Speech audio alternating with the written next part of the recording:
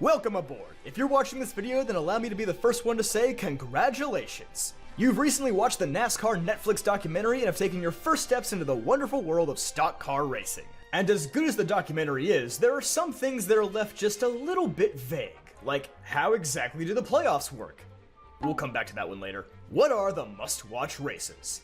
Well, I'm so glad you asked, because while I would love to say all of them, you lazy swine, even New Hampshire, I realize that's probably a much larger commitment than you're ready for. So let's start easy. The super speedways, Daytona, Talladega, and Atlanta. These are the tracks where the horsepower has to be extremely limited to keep the cars at a safe speed. Because of these restrictions, the cars are bound together by a force known as the draft, all but guaranteeing a close finish and probably some major wrecks along the way. Not that you're watching for the wrecks, right? Of course not. This is a form of racing that is entirely unique to NASCAR. There's truly nothing like it. Luckily, the first two races of this season are back-to-back super speedways with the Daytona 500 and Atlanta, so you'll quickly get to see this type of racing in action. Next up are the other crown jewel races, the Coke 600 at Charlotte and the Southern 500 at Darlington. In addition to being two of the most significant races on the schedule for their storied history, Charlotte is arguably the best track on the schedule right now with the next-gen car's phenomenal intermediate racing, and Darlington not only gives you a glimpse of the sport's history, but this year it's also the regular season finale. So that's where you'll find out who the 16 drivers racing in the playoffs will be. Indianapolis is also back as a crown jewel event this year, but we don't really like to talk much about Indy here. In the playoffs, you'll definitely need to tune in for the cutoff races of Bristol, the Charlotte Roval, and Martinsville, because that's where stuff really hits the fan. And then, obviously, the championship race at Phoenix. That one is pretty much required, even though Phoenix kinda sucks as a racetrack. Why is the championship race there, you ask? Well, that's something that we've been asking for 4 years now, so don't worry about it. The races to skip. Texas Motor Speedway. There are like 5 tracks that are identical to Texas, and they all have better racing than Texas, so just skip Texas. Road courses have been pretty hit or miss with the next-gen car. Honestly, I would say almost all of them are skippable aside from the aforementioned Charlotte Roval playoff race, and, well, COTA in the spring is usually pretty good. But if you're an F1 fan, then you already knew that. Generally speaking, Pocono is usually one to skip as well, but the last couple races there actually haven't been so bad. So you never really know what you're gonna get. Rule of thumb for the next-gen car, just remember, poop. People ought to skip ovals with less than 15 degrees of banking in the corners periodically. Remember this catchy acronym and you'll know exactly what to avoid. Understanding the rivalries. NASCAR is a much more physical motorsport than F1 or IndyCar, and as such, tempers tend to boil over a few times each year. If there's one rivalry you should absolutely keep an eye on, though, it's Joey Logano versus everybody. But mostly Joe Gibbs Racing. See, back when Logano was a talented young hotshot, he actually drove for Joe Gibbs. But after the organization let him go in 2013, Joey has not held back in his onslaught against them. From Kyle Busch to Martin Truex to Denny Hamlin, now even the owner's grandson Ty Gibbs, Logano has unapologetically butted heads against all of them. Ross Chastain is another driver who has ruffled quite a few feathers in recent years.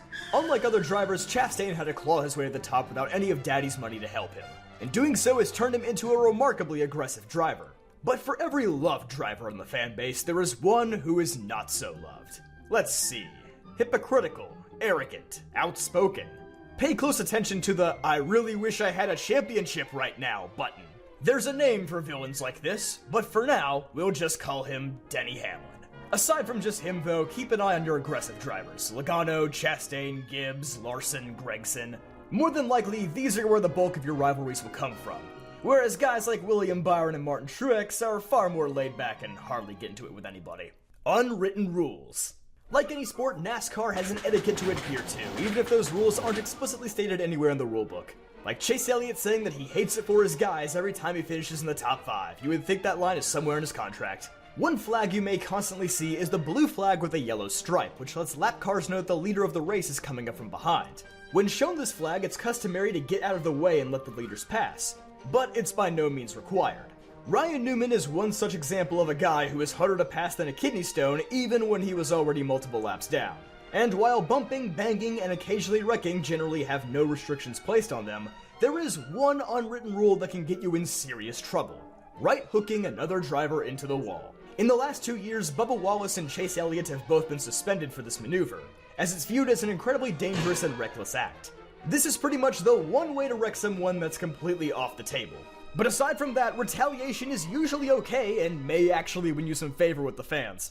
The points system. While most motorsports have a fairly straightforward and easy to understand points format that awards the championship to the overall best driver, NASCAR is different in that you'll likely need to read a full dissertation to fully understand how it works. And before you ask if the guy who created this was on drugs, the answer is yes! In an individual race, the winner is awarded 40 points, while second place is awarded 35, and then 1 point is subtracted all the way down to 36th. But during the race, you can also score stage points by finishing in the top 10 at the stage's end. The winner of the stage is awarded 10 stage points, and it scales down to the 10th place driver getting 1 stage point. Additionally, the winner of each stage gains 1 playoff point that carries through the first 3 rounds of the playoffs, and the winner of the race receives 5 playoff points. So if you win the first 2 stages and the race overall, then you walk away with 60 regular points and 7 playoff points max. The winner of the race also automatically qualifies to the playoffs. If less than 16 drivers have won by the end of the regular season, then the remaining slots are filled up by the highest drivers in the point standings without a win. If more than 16 winners happen, which is highly unlikely, then it's just whoever is in the top 16 in points among those winners. There's also bonus playoff points given to all the drivers who finish in the top 10 at the end of the regular season. In the playoffs, there are 4 rounds: the round of 16, round of 12, round of 8, and championship 4. Every 3 races, the bottom 4 drivers in the points are eliminated from championship contention. This is why earning playoff points during the regular season is so valuable, because these are the only points that aren't reset every round.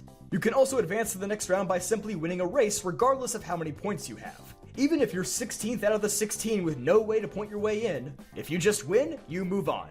But 4 drivers get eliminated regardless. In the championship round, 4 drivers race against each other for the title, and the highest finisher among them wins the championship. But the other 32 drivers are still out on the track, so it's not quite like the ending of Cars.